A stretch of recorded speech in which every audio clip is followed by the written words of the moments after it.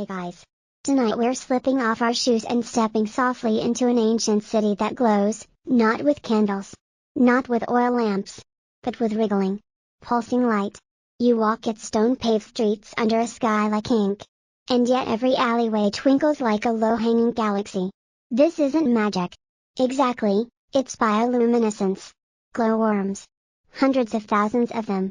Living in carefully tended little alcoves. Woven into lanterns. Strung along rooftops like fairy lights designed by nature. It's beautiful. And probably full of bugs. So, before you get comfortable, take a moment to like the video and subscribe, but only if you genuinely enjoy what I do here. Post your location and local time in the comments. I want to know where you're listening from. Now, dim the lights. Maybe turn on a fan for that soft background hum. And let's ease into tonight's journey together. You trudge into the city at twilight. The sun has just vanished behind the hills. And in its place, a soft green glow starts to bloom like dew. The glowworms aren't wild. Not here, they're trained. Cultivated. Encouraged. Some are clustered inside clay bowls filled with damp moss.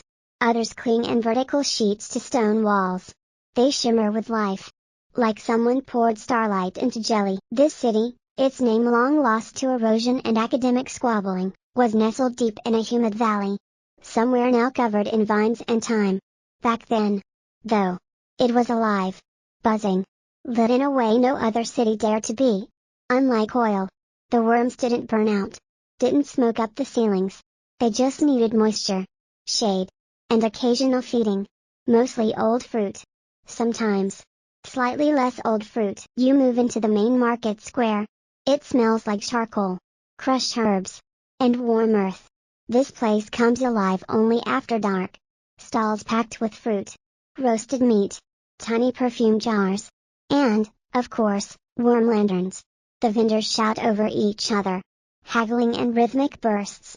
One is selling bioluminescent paint made from crushed glowworm slime. A child paints swirls on your arm before you can say no. It tingles slightly. Don't worry. It's probably safe. They've been doing it for centuries. Above you, nets of moss and bark cradle colonies of glowworms, gently dripping bioluminescence like lazy rain. Some hang from ropes woven with spider silk, locally sourced. Naturally. Others sit in huge glass orbs suspended between market tents. They cast weird, wonderful shadows. You start to notice that the whole marketplace is organized not by trade, but by light intensity. The brightest areas are for high-end goods, dim corners, spices, gossip, and possibly illegal hedgehog betting. You pass a man selling luminous soup. Yes, it glows faintly blue. No, you don't ask why. Across from him, someone plays a reed instrument that sounds suspiciously like a goose yawning underwater. Still, it works with the ambience. You bump into a glowworm tender, one of the city's most important tradespeople. She carries a stack of woven baskets, each lined with damp ferns and squirming, radiant worms. Her robes are flecked with tiny glowing spots, like stars caught in cotton. She nods at you, wipes some slime from her forehead, and mutters something that sounds vaguely threatening in a very polite tone. Being a glowworm tender isn't just about worm care, it's about light balancing. Too many in one area, and the glow gets overwhelming. Too few, and some clumsy visitor trips over a cart of fermented fish heads.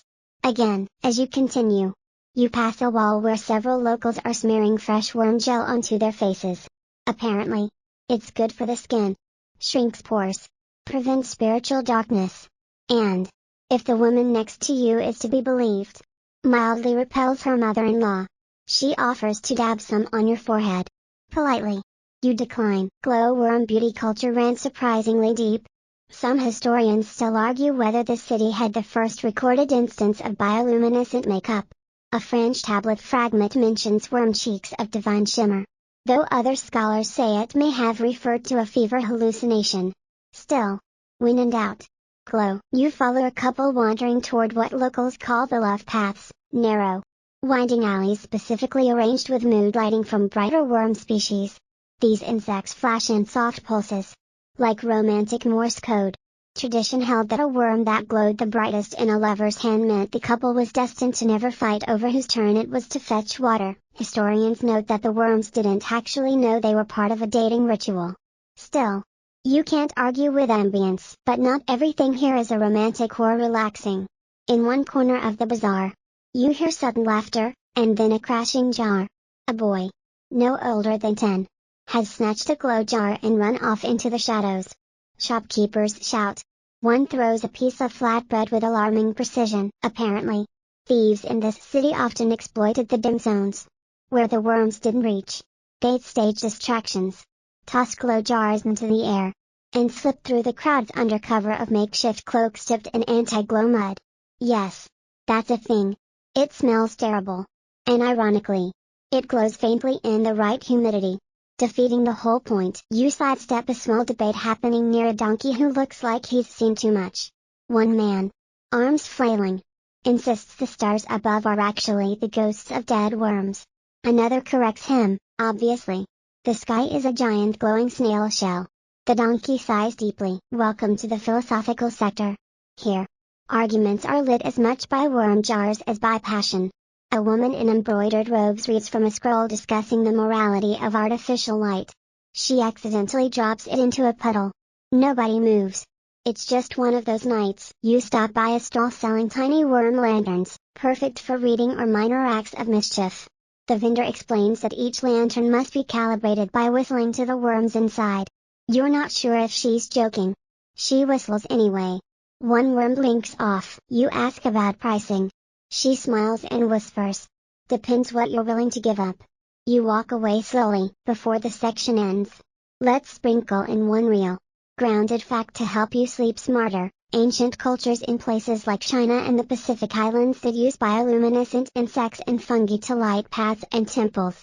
Some even trained kids to collect glowing beetles as part of community rituals. There's no historical record of a full-on glowworm economy. But hey, historians still argue whether certain tropical cave settlements were intentionally lit or just beautifully coincidental. And tonight, we'll take the romantic version. You follow a quiet curve in the market road, away from the food stalls and glow-painted flirtations, and into the more official parts of the ancient city, the glowworm economy district. Yes, really, glowworm slime wasn't just pretty, it was valuable. In fact, at one point the thick green secretion of these tiny creatures was worth more than silver by weight. Merchants from surrounding towns would journey for days, sometimes weeks, just to trade linen, spices, or even livestock for a vial of top-grade glow goo. The local government, if you can call three brothers in matching togas a government, set strict rules on worm harvesting. Licenses were required. Slime purity was inspected. And yes, there were black markets. Dark, ironically, where low-glow fakes were peddled to the desperate. There was even a brief phase where counterfeiters added ground mica to mud to fake the shimmer. You could always tell, though, the mica got stuck in your teeth. Somewhere between the slime traders and the glowing love alleys stood an oddly decorated building with worm-shaped columns and little moth hammocks under the windows. This was the Glow Guild, part town hall, part union, part worm spa. Here, disputes were settled. Quotas were negotiated. And on Tuesdays, they hosted glow poetry readings. They rarely rhymed. But the metaphors?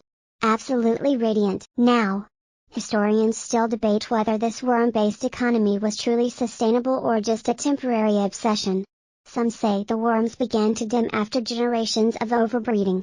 Others blame climate shifts or, more romantically, a heartbreak suffered by the city's legendary worm whisperer, who reportedly vanished into the mountains carrying only a flute and a glowing scarf. But whatever the cause, tensions started rising between this city and its bioluminescent rival to the north. Yes, glowworm politics. The other city, known in fragments as something like Luminera or that place with all the bugs, had developed its own strain of super bright glowworms, ones that glowed blue instead of green.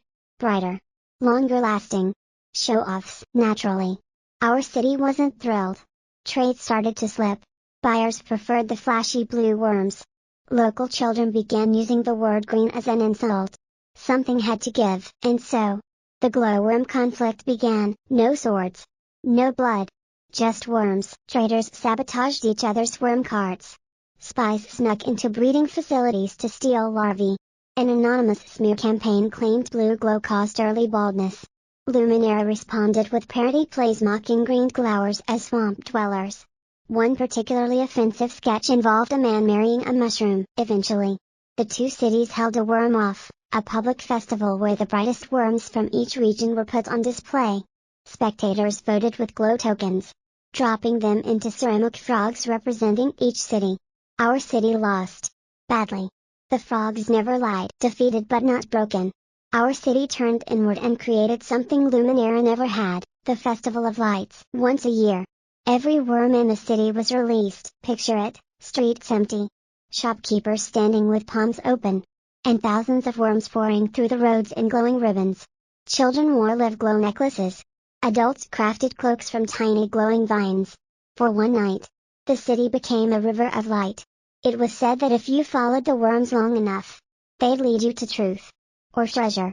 Or at the very least, a surprisingly good soup cart. Of course, it wasn't all lovely. Occasionally, a few worms ended up in someone's boot. One year, a visiting dignitary from Luminara slipped and fell face first into a ceremonial worm puddle. He left early. Never returned. But even festivals can't stop time. The glow faded. Slowly. Then all at once. No one knows exactly why the worms stopped glowing. Some blame pollution. Early sewage systems were enthusiastic but wildly misguided. Others believe overbreeding weakened the glow genes. A few, ever the romantics, say the worms left when the city lost its joy. The final festival was a quiet one. Few worms glowed. The ones that did seemed tired, blinking in and out like memories at the edge of sleep. You step now into the ruins. The city is quiet, save for dripping water and the soft crunch of moss underfoot. Here and there, remnants remain, a broken glow jar half buried in soil. A moss-stained wall with faint carvings of worms dancing in circles. A slab of stone where once the frogs of the Worm Off proudly sat. You pause at the former love paths.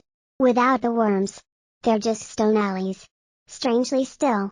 Yet some say if you walk them slowly, heart open, you might catch a flicker, one last pulse of light tucked into a crevice, glowing faintly. Just for you. That's the strange comfort this city leaves you with. Even in ruin, even in silence, there's something soft. Something that doesn't quite let go. Maybe it's the worms. Or maybe it's just the feeling that once, not long ago, people lived by light that didn't burn. Now, as you sit there, let your breath deepen a little. You've wandered through a city that glowed without flame, where worms were treasure and children laughed in rivers of light. Let the memories settle. Like moss finding its shape over old stone. The streets are gone, but your feet still feel them, cool and smooth under your soles. The market buzz fades into the hum of the fan in your room. Or maybe just the slow rhythm of your breath. You're not following glowworms anymore, but your thoughts still shimmer. Just a little. In the back of your mind. It's okay if you didn't catch every detail. Cities like that aren't built for remembering. They're built for drifting through. For letting go. For smiling at the oddness of a glowworm economy or a philosopher donkey duo. So wherever you are, however your day has been, just know this, even in the dark, there's gentleness. Even in the silence, there is the promise of another soft, glowing path. You've reached the edge of the ruins. The lights are fading now. Let them go. Let your body rest. Let your mind do what it needs to do to slip softly into that deeper place. I'll see you again soon.